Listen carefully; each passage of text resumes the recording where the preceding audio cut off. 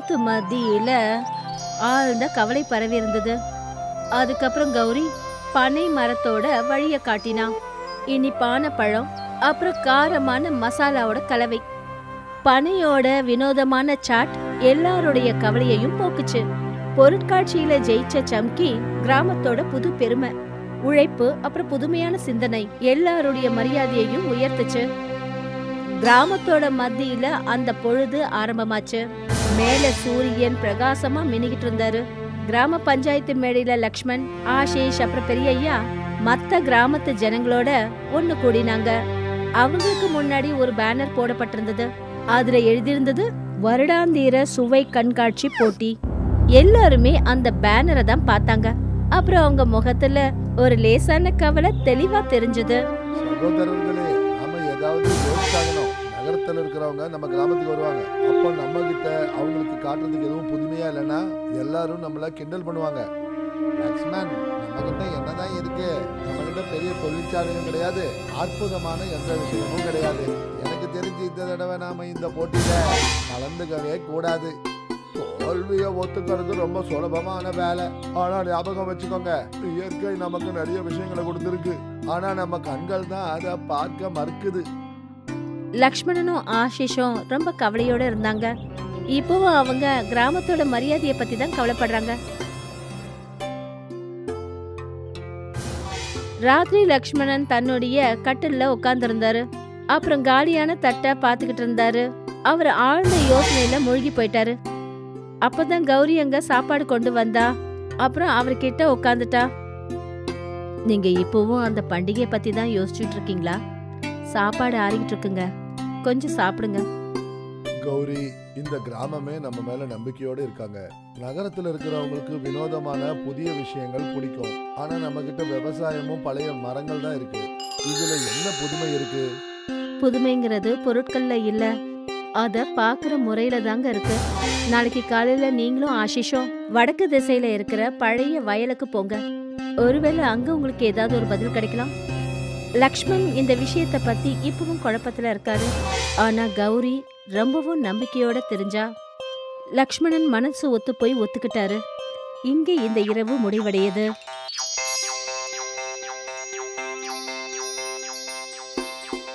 அடுத்த நாள் லக்ஷ்மணனும் ஆஷிஷும் வடக்க உள்ள வயலுக்கு ரோட்ல நடந்து போயிட்டு இருந்தாங்க. அந்த ரோட்டோட ரெண்டு புறமும் உயரமான பனை மரங்கள் இருந்தது.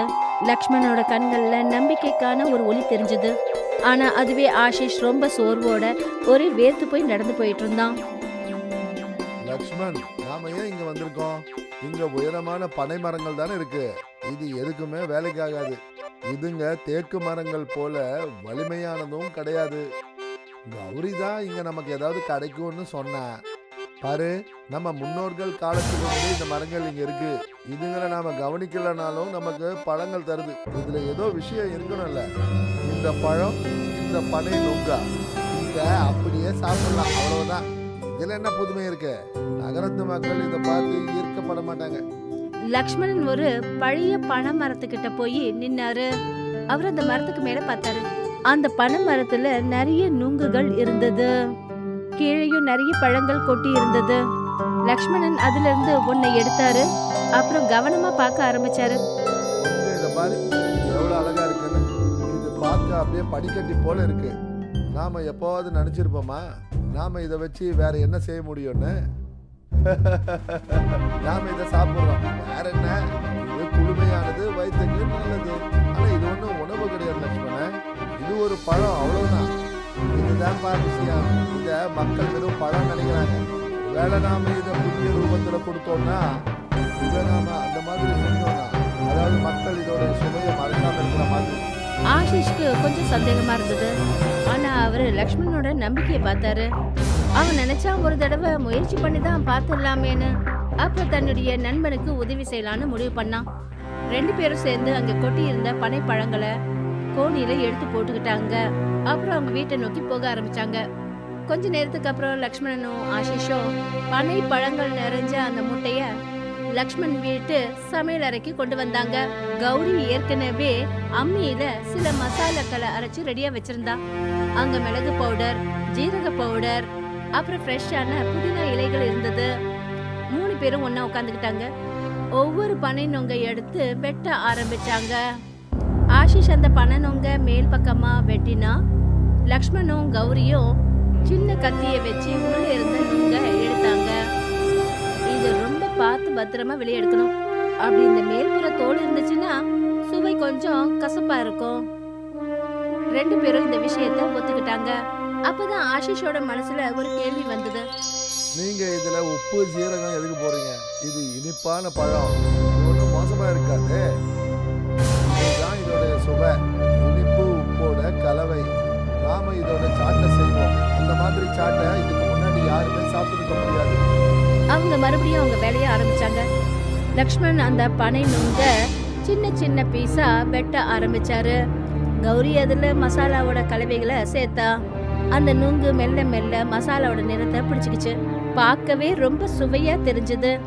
கொஞ்ச நேரத்துக்கு அப்புறம் பனை நுங்கு சாட்டோட முதல் கிண்ணம் தயாராயிடுச்சு. அவ அத லக்ஷ்மண் அப்புறம் ஆஷிஷ்க்கு பரிமாறினா. முதல்ல லக்ஷ்மணன் தான் சாப்பிடுவாரு. சொல்ல போனா இது அவருடைய யோசனை தானே. சரி, அந்த கடவுளை நினைச்சுக்கிட்டே இதை நம்ம ஆரம்பிப்போம். லக்ஷ்மணன் முதல் வாய் எடுத்து போட்டாரு. அப்புறம் அவரு உடனே நிம்மதியை உணர ஆரம்பிச்சாரு. அதை பார்த்துட்டு ஆஷிஷும் சாட்டை சாப்பிட ஆரம்பிச்சான். அப்புறம் அதோட சுவை அவனுக்கு ரொம்ப பிடிச்சு போச்சு. அவனோட முகத்துல ஒரு பெரிய சந்தோஷம் தெரிஞ்சது. வாவ், இது அடிச்சுக்கவே முடியாது. நான் இது வரைக்கும் நினைச்சு பார்த்தது இல்லை. இந்த சாதாரண பழம் இந்த அளவுக்கு சுவையா இருக்கும். 3 பேரும் அவங்க செஞ்ச புது டிஷ்ஷை நினைச்சு ரொம்ப சந்தோஷப்பட்டாங்க. இந்த நாள் இங்கேயே முடிஞ்சது. எல்லாருடைய முகத்திலயும் ஒரு சந்தோஷம் தெளிவா தெரிஞ்சது. மறுநாள் லக்ஷ்மண் அப்புறம் ஆஷிஷ் கிராமத்து மத்தியில அவங்களுடைய ஒரு சின்ன வண்டி கடையை போட்டாங்க. ஐயாவும் அந்த இடத்துல வந்து நின்னாரு. அப்புறம் அக்கம் பக்கத்துல இந்த கிராமத்து ஜனங்கள்லாம் அங்க ஒண்ணு கூடினாங்க. எல்லாரும் இந்த புது டிஷ்ஷை பார்த்துட்டு கொஞ்சம் சந்தேகப்பட்டாங்க. ஆனா அவங்களோட மனசுல ஆர்வமும் தெரிஞ்சது. அந்த பெரியவர் கொஞ்சம் வெறுப்போட இருக்காரு. நீங்க இயற்கையோட அப்படி என்ன தில்லு முள்ளு பண்ணீங்க? ஆனா உங்க இப்படி எல்லாம் யார் சாப்பிடுவா? ஐயா, நீ ஒரு தடவை இதை சாப்பிட்டு பாருங்க. நாம இதுல புதுசா சேர்த்துக்கு முயற்சி பண்ணுவோம். பெரியவர் கொஞ்சம் சின்ன ஸ்பூன்ல எடுத்து சாப்பிட ஆரம்பிச்சாரு. கிராமத்து ஜனங்க அமைதியா காத்துட்டு இருந்தாங்க. சில நொடிக்கு அப்புறம் பெரியவரோட முகத்துல ஒரு ஆச்சரியம் தென்பட்டுச்சு. அப்புறம் அவர் உடனே இன்னொரு ஸ்பூன் எடுத்தாரு. இது ஒரு மாயம். நீ மறந்து போன ஒரு விஷயத்துக்கு புது உயிரை கொடுத்திருக்க. நம்ம கிராமத்தோட அடையாளம் இனி இதுவா தான் இருக்கும். கிராமத்து ஜனங்க சந்தோஷப்பட்டு பாராட்ட ஆரம்பிச்சாங்க. எல்லாரும் இந்த டிஷ்ஷை சாப்பிட விரும்பினாங்க. லக்ஷ்மணனும் ஆஷிஷும் புரிஞ்சுக்கிட்டாங்க. அதாவது அவங்க இன்னும் நிறைய பழங்களை அப்புறம் ஒரு பெரிய யோசனை தேவைன்னு நினைச்சாங்க. மறுநாள் பனை நுங்கு சாட்டை பத்தின விஷயம் கிராமம் முழுக்க பரவிடுச்சு. இப்ப யாரோட முகத்திலையும் கவலை தெரியவே இல்ல. எல்லாருக்கும் லக்ஷ்மணன் அப்புறம் ஆஷிஷோட கருத்துக்கள் மேல நம்பிக்கை வந்தது. அப்புறம் எல்லாரும் அவங்களுக்கு உதவி பண்ண ஆசைப்பட்டாங்க. அவங்க கீழே விழுந்த பழங்கள் மட்டும் இல்ல, உயரமான பனை மரத்துல இருக்கிற நல்ல பழங்களையும் பறிச்சாங்க. லக்ஷ்மண் அப்புறம் ஆஷிஷ் 2 பேரும் எல்லாரோட சேர்ந்து வேலை பார்த்தாங்க. லக்ஷ்மண், இங்க பாரு, இன்னைக்கு யாருமே கவலையோட இல்ல. எல்லாரும் வேலையில இருக்காங்க. எனக்கு தெரிஞ்சு பண்டிகைக்கு முன்னாடியே நாம வெற்றி அடைஞ்சிட்டோம்னு தோணுது. நீ சரியா சொன்ன. எல்லாரும் ஒண்ணா சேர்ந்து வேலை செய்யும் போது ரொம்ப கஷ்டமான வேலைகள் கூட ஈஸியாயிடுது. நமக்கு அதுக்கு ஒரு வழி தேவைப்படுது, அவ்வளவுதான். எல்லாரும் ஒன்னா சேர்ந்து வேலை செஞ்சுட்டு இருந்தாங்க. இளைஞர்கள் எல்லாம் மரத்துல ஏறி நுங்க பறிக்க ஆரம்பிச்சாங்க. வயசானவங்க எல்லாம் நுங்க கீறி அதுல இருக்கிற நுங்ககளை எடுத்தாங்க. பொழுதும் சாஞ்சது. ஆனா அவங்களோட வேலை நிக்கல. எல்லாரும் அவங்க வேலையை செஞ்சுட்டு இருந்தாங்க. இப்ப எல்லா ஏற்பாடுகளும் முடிஞ்சது. இப்ப எல்லாத்தையும் ஒன்னா சேர்க்க வேண்டிய நேரம் வந்துடுச்சு. நாம இடத்த சுத்தமா வச்சுக்கிறதுல ரொம்ப கவனத்தை செலுத்தணும். நகரத்துல இருக்கிறவங்க சுத்தத்துக்கு ரொம்ப முக்கியத்துவம் கொடுப்பாங்க. அப்புறம் ஞாபகம் வச்சுக்கோங்க, அன்பா செய்யற எந்த ஒரு உணவும் எப்பவும் நல்ல ஒரு சுவையை கொடுக்கும். கண்டிப்பா கௌரி, இது நம்ம கிராமத்துக்கு கிடைச்ச ஒரு பரிசு. எல்லாரும் இந்த விஷயத்த ஒத்துக்கிட்டாங்க. இப்ப அவங்க தயாரிச்ச விஷயங்கள்ல பாதுகாப்பா வச்சுக்க ஆரம்பிச்சாங்க. மசாலா பொருட்களை மஸ்லின் சாக்குகளை எடுத்து வச்சாங்க. அப்புறம் கீறி எடுத்த நுங்குகளை மண் பானையில வச்சாங்க. அப்பதான் அது ஃப்ரெஷ்ஷாவும் நல்ல குழுமையாவும் இருக்கும்னு. இதோட ராத்திரியும் முடிஞ்சது. மறுநாள் ரொம்ப பெரிய பொருட்காட்சி நடக்குது.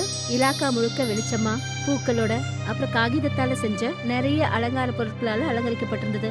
அந்த பொருட்காட்சிக்கு நடுவுல லக்ஷ்மணனோட ஒரு சின்ன கடை இருந்தது. அது பூக்களாலையும் அப்புறம் பனை ஓலையால சாதாரணமா அலங்கரிக்கப்பட்டிருந்தது.